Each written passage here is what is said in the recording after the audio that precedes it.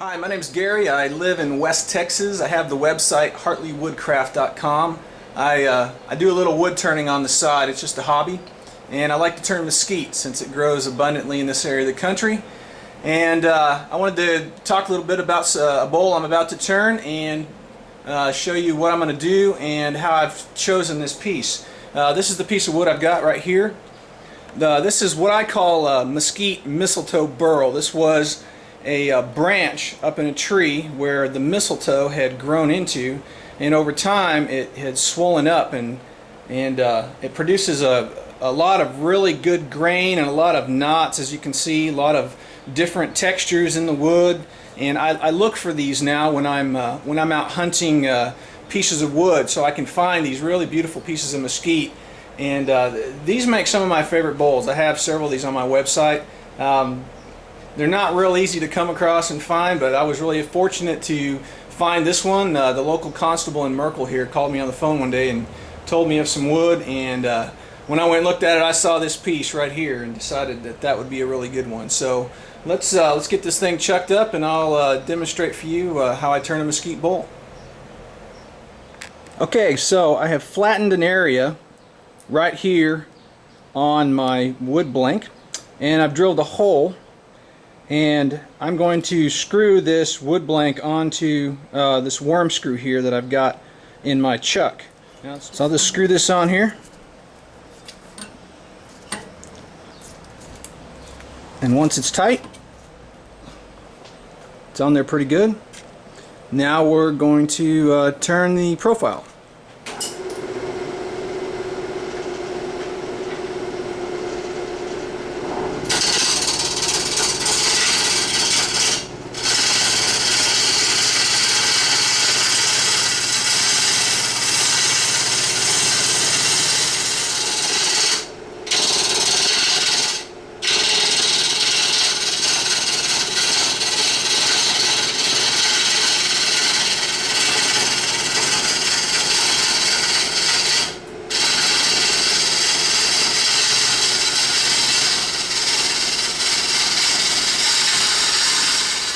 Okay, we're in the middle of turning the profile here, and you can see the really pretty grain starting to come out of this bowl. Look at all that in there. It's going to be real pretty. Okay, I've got the profile turned pretty well here, and I've got my foot on the bottom. And what I'm going to do now is I'm going to put a little notch inset into the foot so I can use that to reverse chuck later on as the finishing process. But I'll show you that when we get to it. So let's do this part here.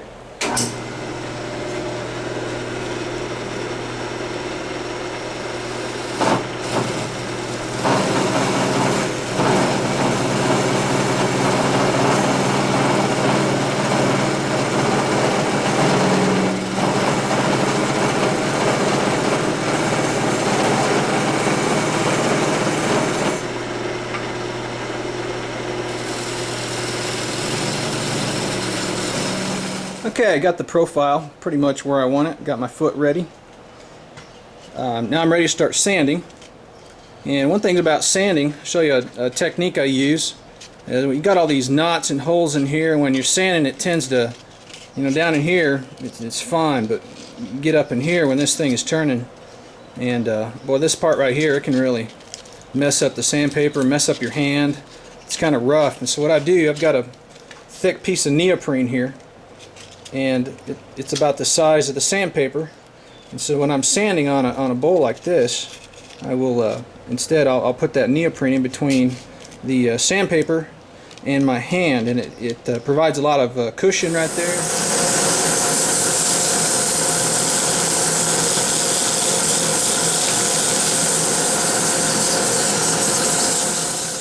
Okay, my profile is done. Got my foot on the bottom the way I wanted it. Little detail inside there to add some character. Now I'm just going to use my foot right there and chuck it up, and we'll start the hollowing process.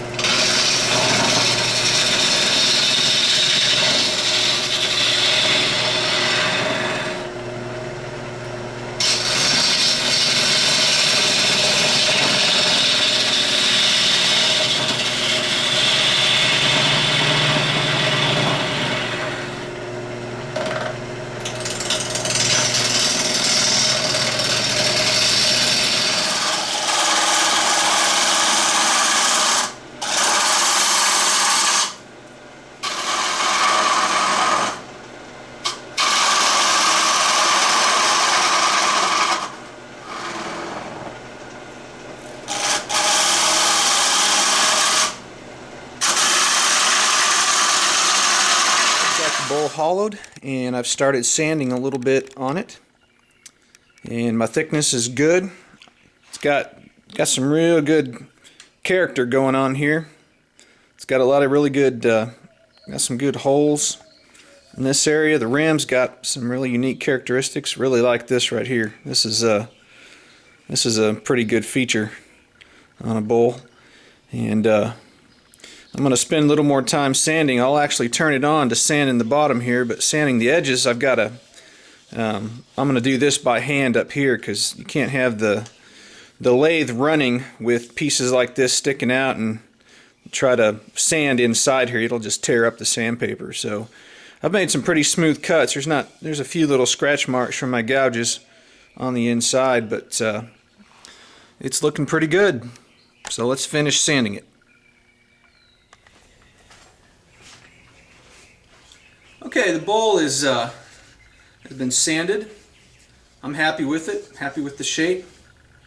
Now the last thing I need to do is, when I had this chucked up, it left marks in the wood around the foot here. So I'm going to show you my reverse chucking technique. What I've got here mounted is just this is a piece of cedar that I turned. It's kind of rounded. And this is a piece of buckskin, brain tan buckskin that I made. And I'm going to put this over here, and then I'll put that on the bowl snug against this side. I have a little piece of wood that fits into the notch that I cut on the bottom. It's a little bit loose. So on this too, I've got a small piece of buckskin that I'll put on here first. Move the tailstock up. This fits right in the tailstock. And so I will push the tailstock up against here. Close it, tighten it up snug, just enough snug where it's going to hold tightly. You don't want it too much. And from here, once it's in, it's pretty good right there. Secure the tailstock, and I will use a spindle gouge and some sandpaper just to take out these tooth marks here, and then that process will be completely finished. Well, the bowl is finished, and I sanded down to 600 grit, which produces a really good sheen on the bowl. You can see all the character that we have here. It's turned into a really nice bowl. It's got a lot of, I like that shape right in there. Bottom is done. Now what I do is I will put tung oil on the bowl, and got a little bit here on this rag. Show you what it does to the grain. Tung oil basically helps preserve it, but also helps bring out the grain in the bowl. So once you put tung oil on, you can see immediately the grain standing out right in here. And so I'm going to put tung oil over this entire bowl. Well, I'm all done, and that's how I turn a Mesquite mistletoe bowl. This one turned out pretty nice. It's got some real good character. It's got a lot of nice holes in it and got a unique shape. Sanding to 600 grit, you can see the sheen that's on it now. Of course, the oil's still a little bit wet. Once it dries, I'll buff it. I've got a buffing system for my lathe, and then I'll put it up for sale. And usually bowls like this I sell pretty easily. So this is Gary with Hartley Woodcraft out in Merkel, Texas, and thank you for watching.